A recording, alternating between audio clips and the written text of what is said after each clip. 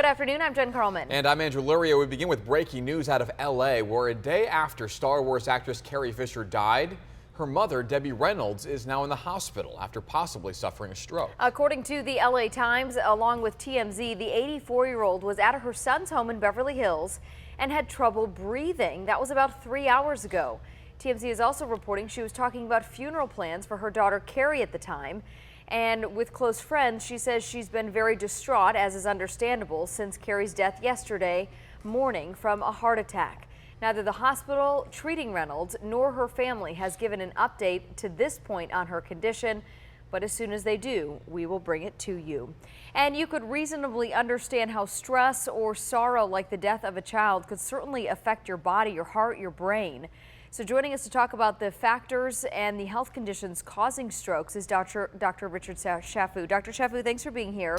Good to see you, Jen. First of all, what causes a stroke? Sure. So, Jen, a stroke is actually like, we call it kind of like a heart attack. It's the type of a heart attack to the brain. So what happens is that there is decreased perfusion or decreased blood flow to the brain. It can either be caused from, most commonly, a plaque or an embolus that lodges in one of the peripheral vessels in the brain, causing a decrease in the circulation, or it can be something called a hemorrhagic stroke, where there's actually a rupture in the lining of a vessel causing bleeding within the brain and swelling. So both of those result in diminished blood flow and diminished oxygen getting to the brain and causing symptoms related to that. Could there be any link to what is going on with Debbie Reynolds emotionally? Obviously, she's been through a whole heck of a lot, really, since Friday, since Carrie Fisher first went into cardiac arrest on that airplane from London to LAX. How does all of that play a role in this? Well, that's a good point, Jen. You know, we do know that, that there's certain underlying diseases, when there's stress involved, can precipitate a sudden change, a loss of being under control to being out of control. One of the causes of a stroke certainly is a change in the cardiovascular system. So if someone has a significant hypertension, if they're involved in a stressful situation, they can have what's called a hypertensive crisis. So there's a significant raise in their blood pressure. If they have underlying disease of the heart, arrhythmias can cause a little clot to break off and go to one of the peripheral vessels in the brain. So if there's some underlying disease process, we do know that stress can have a negative impact. Are there any type of symptoms, things that for those watching at home, you could kind of be thinking, oh, this could put you at higher risk for having a stroke? Absolutely, Jen. So the take-home message for our viewing public is FAST, F-A-S-T, and kind of what that means to remember.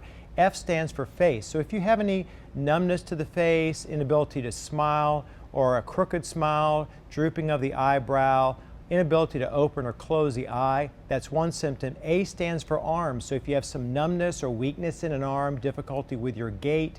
S is for speech, slurred speech, garbled speech, difficulty with your speech, people not understanding you, change in your orientation. And T stands for time. So basically, Jen, if you have any one of those first three, you need to pick the phone up and call 911 immediately, because it's truly a medical emergency. You know, there are, unfortunately, in women in the United States, over 400,000 strokes a year, 75,000 of which actually cause a permanent disability. It's thought to be the fourth leading cause of death, and unfortunately in African Americans is actually the third leading cause of death, more common in women than it is in men. And although there are studies that show that women seem to know the symptoms more than men do, oftentimes we're not well informed, and people will say, well, you know, I'm just a little fatigued, I'm just a little weak, I'll just let it pass. Well, you don't want to let it pass, because the truth of the matter is something called TIAs, or transient ischemic attacks, or mini strokes. And if you don't get in to see the doctor within time and get interventional therapy, it can result in a permanent stroke with permanent long-term sequelae and death in certain cases. We don't know if Debbie Reynolds had any of those symptoms that you brought up with the FAST. Really quickly, I've only got a couple seconds. She did report having trouble breathing. Could that be a sign of a stroke?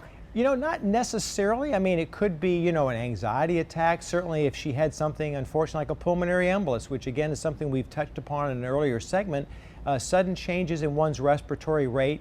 That's a very common symptom, shortness of breath. I've had patients where actually that was their initial symptom, and we took them to the emergency room and evaluated them for a pulmonary embolus. So that's the reason why she's gone to Cedars for a complete medical workup. You know, she'll be evaluated, have a number of different diagnostic tests performed to determine what the diagnosis is, and early intervention in any of these disease processes is critical. It's life-saving. Well, no doubt a lot of eyes on that family over the last couple days and wishing them well. Dr. Chaffoo, thanks for your insight. Thanks, Jen. Really good information.